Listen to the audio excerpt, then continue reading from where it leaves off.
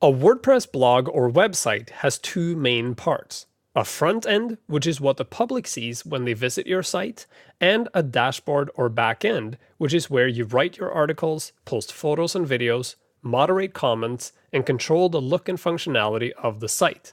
So far, we've looked at the WordPress.com front end, which is where you find Reader, Freshly Pressed, and other content, and we've looked at your own blog's front end. Now it's time to look at the inner workings of your new blog, the WordPress.com dashboard. Having a solid understanding of how the WordPress.com dashboard works will save you a lot of time when you want to get things done, and it will give you full control over your new blog. There are several ways to access the WordPress.com dashboard. If you're logged into WordPress.com and you're on the front end, you can simply go to My Blog and then select Blog Admin to get to the dashboard. You can also find the icon that represents you and just select the name of your blog right here in the dropdown. This will also take you directly to the dashboard. If you're looking at your own site, you can either go to the name of your site and select Dashboard, or you can go to your own name on the right, hover over the name of your blog and click Dashboard, or you can simply go to the address bar, put in your URL and slash, and then wp-admin. This is also how you would access your site if you are logged out. So let me just log out so I can show you. So I'll sign out. Then I'll go to justmorton.wordpress.com/wp-admin, hit enter. This will take me to the login window for my own blog. And from here, I just put in my username and my password, click login, and I log in to the back end of my site. And now I think you see why I haven't shown you the WordPress.com dashboard until now. When you first visit the WordPress.com dashboard, it can be quite a jarring experience because there is so much going on here. This is one of the challenges with WordPress and WordPress.com. As the application has grown and become more complex, allowing you to do more things, it's also become more complex, so it's harder to work with. And that is especially true when you go to the backend. So the first time people visit the WordPress.com backend, they tend to be taken aback by all the information. The great thing though is that while all this information looks really imposing and it looks like a bit of an information overload, it really isn't. If you sit down and actually read through what it says on the page, you'll notice that all of this makes a lot of sense. The first time you visit the WordPress.com dashboard for your own site, you'll get this big flag at the top that gives you the message "Welcome to WordPress.com" and tells you information about your site.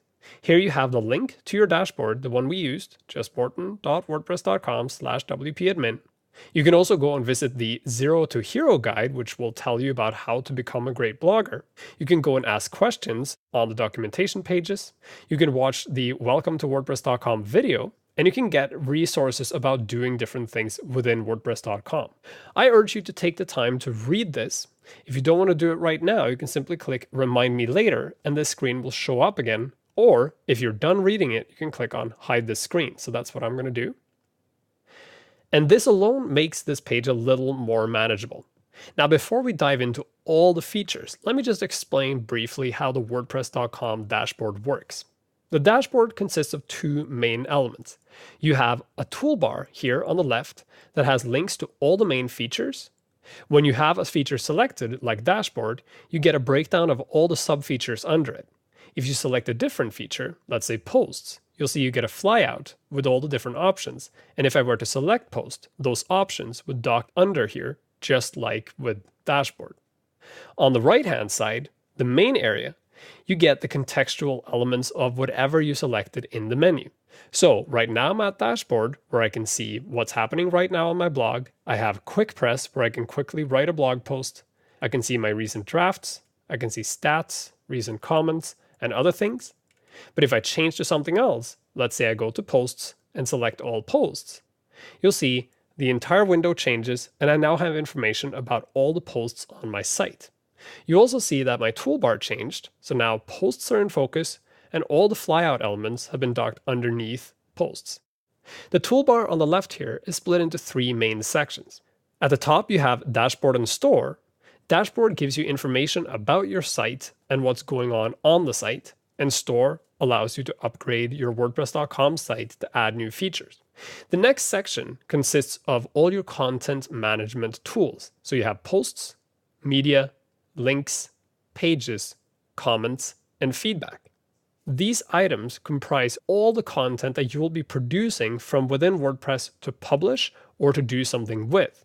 Posts, media, links, pages, and comments are all public. Feedback is stuff people put into your site that is then sent to you, let's say a contact form or a poll or a rating. The third main section is the application management section. You find it down here at the bottom where you have appearance, users, tools, and settings. And from these options, you manage the appearance of your site, who gets to use the site, the tools that are available for the site, and also the settings for the site itself so you can reconfigure it. Combined, the options you see in this toolbar give you complete control of your WordPress.com blog and allow you to do pretty much anything you want.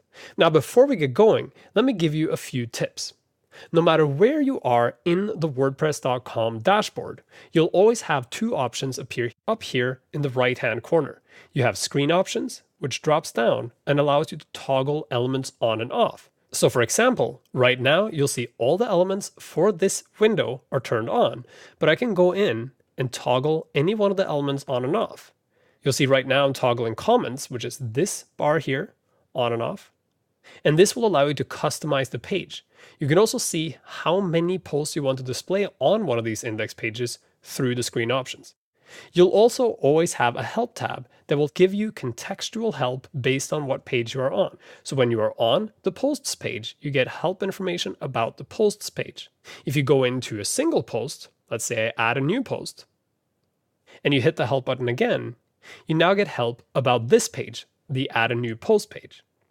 Likewise, the screen options again will change and let me customize this particular view. That means if you ever see something on my screen that you can't see on yours, try to go to screen options and toggle things on and off and see if you can find that feature up here, because more than likely it's been turned off.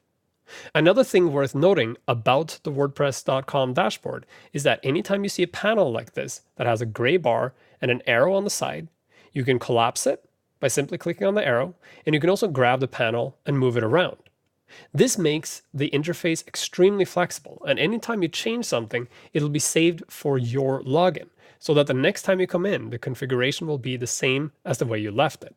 This gives you the ability to fully customize your user interface by dragging and dropping elements to where you want them to appear as you're managing your content.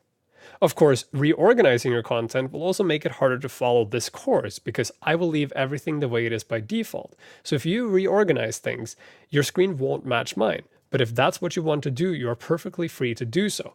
But this feature is here for a reason.